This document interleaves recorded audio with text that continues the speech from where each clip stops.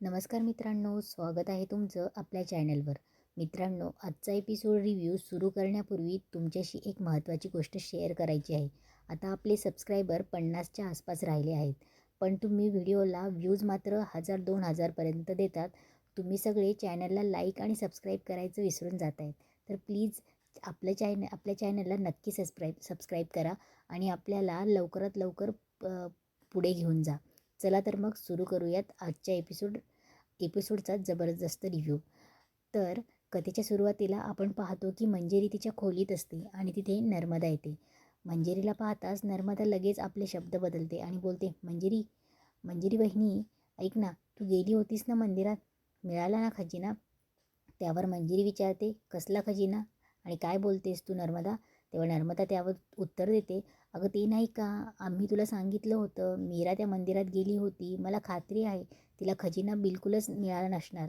हे ऐकून मंजिरी मनातल्या मनात बोलते, लाचार बाई, फक्त पैशासाठी या घराला वर्षानुवर्षे चिटकून राहिलेली आहे. हिला खजिना खालीच गाडायला पाहिजे. पण लगेच वरून मंजिरी तिला बोलते, अगं नर्मदा, मी असताना मीराला तो खजिना मिळेल का? हे ऐकून नर्मदा उत्सुकतेने विचारते, मला माहीत आहे मीराला तो खजिना मिळाला नसेल. तुला मिळाला आहे ना? दाखव ना, कुठे आहे? मंजिरी तिला लालूच दाखवत बोलते, दाखवेन ना मी तुला, पण त्यासाठी तुला माझं एक काम करावं लागेल. मंजिरी खाली बसते तेव्हा नर्मदा बोलते, सांग ना, तू सांगशील ते वाटेल ते काम करेन. त्यावर मंजिरी सांगते, तुला जर खजिना हवा असेल ना, तर बघ, खजिना एवढा आहे की मी तुला ओंजळभर जरी दिला ना, तरी तुझ्या 10 पिढ्या बसून खातील. नर्मदा हे ऐकून एकदम भारावून जाते आणि बोलते, सांग ना, काय काम आहे? मंजिरी म्हणते, तुला माझ्यासाठी काम करावं लागेल, मी सांगेल तसं करावं लागेल. नर्मदा विचारते, म्हणजे आधीसारखं ना? मंजिरी विचारते, आधीसारखं म्हणजे? तेव्हा नर्मदा सांगते, आधी नाही का आपली टीम होती, तू, मी आणि माया. तू मायाला आणि मला जे काम सांगायचीस ते आम्ही तुझ्यासाठी करायचो. मंजिरी त्याला होकार देते. दुसरीकडे वेदा बाहेर झोपाळ्यावर बसलेली असते. तिचे बाबा आणि मीराने तिच्यासाठी बनवलेलं टेंट हाऊस ती बघत असते. तेवढ्या तिथे अनन्या येते. अनन्यासुद्धा ते टेंट हाऊस बघून बोलते, वाव, किती छान आहे.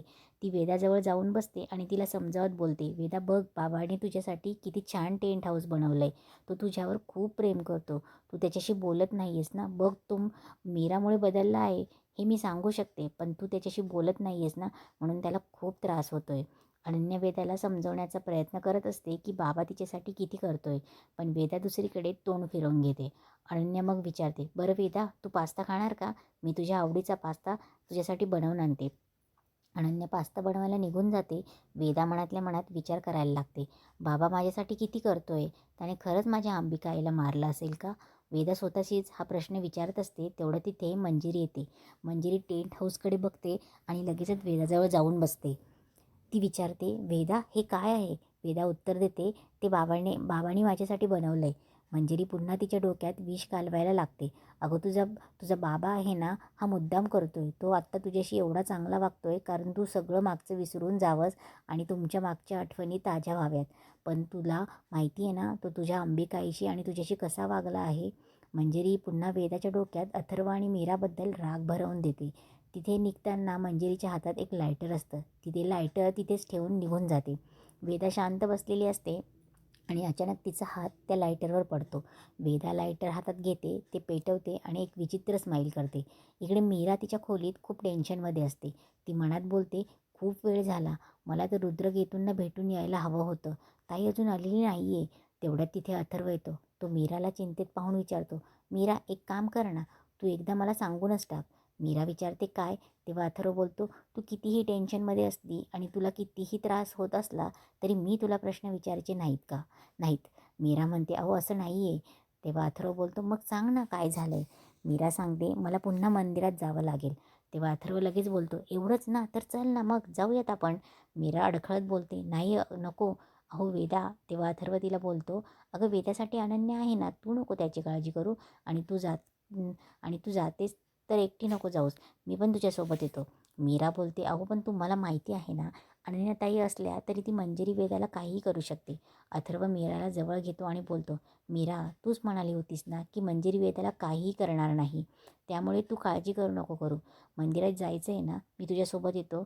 शेवटी मीरा बोलते की ठीक आहे. अथर्व मीरा मंदिरात जायला बाहेर पडतात.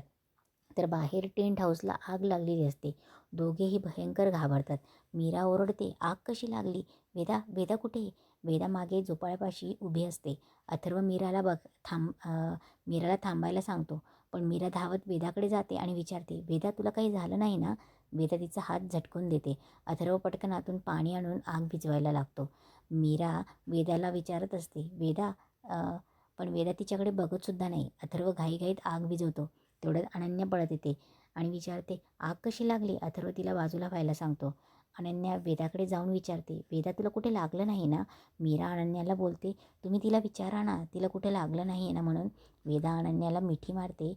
अनन्या बोलते, वेदा बाळ, कुठे लागलं नाही ना? हे कसं झालं? अथर्व आग विझवून वेदाकडे येतो आणि मायेने हात लावून बोलतो, वेदा बाळा. वेदा त्याचा हात जोरात झटकून देते आणि बोलते, मी केलं आहे हे सगळं. हे ऐकून अथर्व आणि मीरा शॉक होतात. अनन्यालाही या गोष्टीचं खूपच विचित्रपणा वाटतो. तेव्हा वेदा रागाने बोलते, तुम्ही दिलेल्या सगळ्या वस्तू मी जाळून टाकणार आहे. मला काहीही नको आहे तुमचं. अनन्या तिला समजवते, वेदा अगं असं का बोलतेस तू? अगं बाबा तुझ्यासाठी एवढा करतोय, तू असं का करतेस? का अशी वागतेस? तेव्हा वेदा बोलते की मला काहीही सांगू नको, मला यांच्याशी बोलायचं नाही आहे, चल झोपायला, मला झोप आली म्हणून. तेव्हा अ, तेव्हा मीरा बोलते, अनन्याताई प्लीज. तेव्हा अनन्या मीराकडे लक्ष न देता अथर्वला बोलते, दादा मला माहिती आहे तुला खूप वाईट वाटत असेल, पण तू काळजी नको करू. वेदा अनन्याला बोलणार, पण अनन्या तिच्याकडे लक्षही देत नाही.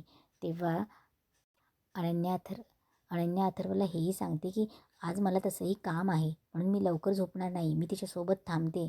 आणि अनन्या तिथून निघून जाते. मीराला या सगळ्याचं खूप वाईट वाटतं. इकडे दुसरीकडे नर्मदा, माया, अजित आणि दामोदर एकत्र असतात. नर्मदा मायाला सगळी स्टोरी सांगत असते की मंजिरी खजिना देणार आहे. ते सगळे खूप मोठे स्वप्न बघायला लागतात. माया बोलते, मी एवढं काम केलं, मला नाही कधी असं बोलली. त्यावर नर्मदा म्हणते, अरे बुद्धी चालवावी लागते त्यासाठी. नर्मदा पुढे सांगते, हे बघ, आता इथून पुढे आपण एक गोष्ट करायची आहे. आपण त्या मीरासाठी काम नाही करायचं.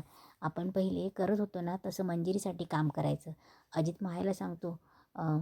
अजित बोलतो, मंजिरी मग झालंच. तेव्हा तेव्हा नर्मदा बोलते की या तू बिनकामाची नजर लावू नकोस. तेव्हा अजित मायाला सांगतो, माया तू जा मंजिरी मामीकडे, स्टे स्ट्रॉंग आणि तुझा हक्क माग. नर्मदाही तिला पाठिंबा देते. आता ते ठरवतात की मीरा काहीही कामाची नाही आहे. ती एका आत्म्यासोबत असंही फिरत असते, त्यामुळे तिच्यापासून दूर राहायचं आणि मंजिरीसाठी काम करायचं. इकडे अथर्व आणि मीरा त्या दगडी देवीच्या मंदिराजवळ तळघरात पोहोचतात. मंदिराच्या आत गेल्यावर अथर्व बोलतो, आपण मंदिराच्या तळघरात आलो आहे. मीरा मनात विचार करत असते, आता मी त्या रुद्रकेतूंना कसं सांगू की ताई अजून परत आलेली नाही आहे? वेदाच्या बाबांना कसं बोलू मी? मीराला असा विचार करताना बघून अथर्व विचारतो, आपण इथे काय शोधतोय? मीरा विचारते.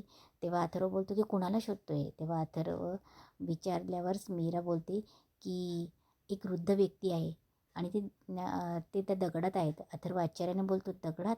मीरा म्हणते, हो, या तुम्ही इकडे. दुसरीकडे मंजिरी अथर्व आणि मीराच्या खोलीत येते. ती पाहते की दोघेही तिथे नाही आहेत. तेव्हा मंजिरी मनात बोलते, अथर्व कुठे गेला? तोही त्या मीराच्या प्लॅनमध्ये सामील झाला आहे की काय? अरे रे रे, आता त्या बिचाऱ्याचाही बळी जाणार. मीरा तुला जे करायचं ते कर, पण तू जिथे जिथे जाणार ना तिथे तिथे तुझ्या रक्ताचे हात, तुला रक्तच पाहायला भेटणार. इकडे अथर्व आणि मीरा मंदिरात पुढे जातात तर तिथे रुद्रकेतू दिसतात. पण रुद्रकेतूंचा जीव गेलेला असतो. मीरा आणि अथर्व त्यांच्या जवळ येतात आणि खाली बसतात. मीरा मनात बोलते, रुद्रकेतूंनी सांगितलं होतं, अगदी तसंच झालं आहे. मंजिरी इथे येऊन गेली आहे आणि तिने रुद्रकेतूंचा जीवही घेतला आहे. आता मी ताई बाबांना कसं शोधू? माझ्याकडे तर नकाशाही नाही आहे. अथर्व रुद्रकेतूंकडे निरखून बघत असतो. त्यांना पाहून त्याला अचानक दादासाहेबांची आठवण येते. दादासाहेब त्याला सांगत असतात, तुला माझ्या सगळ्या जबाबदाऱ्या घ्याव्या लागतील. प्रत्येक वडिलांचं असंच असतं ना की त्यांच्या मुलाने पुढे जाऊन जबाबदाऱ्या घ्याव्यात. अथर्व एकदम स्तब्ध होतो. तो बोलतो, मीरा, हे हे तर मीरा बोलते, दादासाहेबांसारखे दिसत आहेत. अथर्व बोलतो, दादासाहेब? मीरा स्पष्ट करते, नाही, हे दादासाहेब नाहीत, पण रामपुरे घरचे पूर्वज आहेत. हे रुद्रकेतू आहेत. अथर्व आणि मीरा दोघेही हात जोडतात. अथर्व विचारतो, आता काय करायचं? मीरा इमोशनल असते, रडत असते. तेव्हा ती बोलते की यांच्या अस्थी आपल्या कामी येणार आहेत. अथर्व विचारतो की काय बोलतेस तू? मीरा सांगते, मी जेव्हा इथे आले होते तेव्हा मला हे भेटले होते. त्यांनीच मला मंजिरीचा वध कसा करायचा याचा उपाय सांगितला होता. आणि तिला जर आपल्याला संपवायचं असेल तर एक मोठा विधी करावा लागेल आणि तो विधी होत असताना मंजिरीला एका पिंजऱ्यात कैद करावं लागेल आणि तो पिंजरा आपल्याला यांच्या अस्थिंपासून बनवावा लागणार आहे. पण एक भयंकर गोष्ट घडली आहे. अथर्व विचारतो, कुठली गोष्ट? मीरा सांगते, रुद्रकेतू म्हणाले होते की त्यांचा अंत त्या चेटकिनीच्या हातूनच लिहिलेला आहे. मंजिरी इथे येऊन गेली. आपण इथे का आलोय हे कदाचित मंजिरीला कळलं असावं. मीरा मनात घाबरून विचार करते, मंजिरीने ताईला काही केलं तर नसेल ना. दुसऱ्या दिवशी इकडे मीरा घरी आल्यावर सरळ अडगळीच्या खोलीत येते. तिथे अंबिका एका अदृश्य भिंतीच्या मागे अडकलेली असते. अंबिका तिथून जोरात आवाज देत असते, मीरा मीरा. पण मीराला तिचा आवाज ऐकू येत नसतो. मीरा स्वतःशीच बोलते, ताई कुठे आहेस तू? अंबिकाच्या लक्षात येतं की मीराला तिचा आवाज पोहोचत नाहीये. मीरा काळजीने बोलते, मला माहीत नाही तू कुठे आहेस ग, मला तुझी खूप काळजी वाटते. अंबिका आतून ओरडत असते, मीरा अगं मी इथेच आहे, एकदा बघ तरी ना. हिला माझा आवाज का ऐकू येत नाहीये असा अंबिका स्वतःला प्रश्न करते. मीरा पुढे बोलते, मंजिरी त्या रुद्रकेतूंकडे येऊन गेली होती आणि तिने त्यांना मारूनही टाकलंय. ते जसं म्हणत होते तसंच अगदी घडायला लागलंय ताई. अगं कुठे आहेस तू? हे ऐकून अंबिकाला प्रचंड धक्का बसतो. ती अडकलेली असल्याने काहीच करू शकत नसते. तेवढ्या तिथे मंजिरी अचानक येते आणि मीराकडे भयानक रागाने बघते. मीरा खूप घाबरते. अंबिकाही यातून घाबरते आणि इथेच आजचा थरारक एपिसोड संपतो. तर मित्रांनो, आता पुढे काय होणार? मंजिरी मीराला काय करणार? अंबिका या अदृश्य भिंतीतून बाहेर पडू शकेल का? हे सगळं पाहण्यासाठी आपल्या चॅनलशी जोडून राहा. व्हिडिओ आवडला असेल तर लाईक करा, शेअर करा आणि आपल्या चॅनलला सबस्क्राईब करायला अजिबात विसरू नका. धन्यवाद.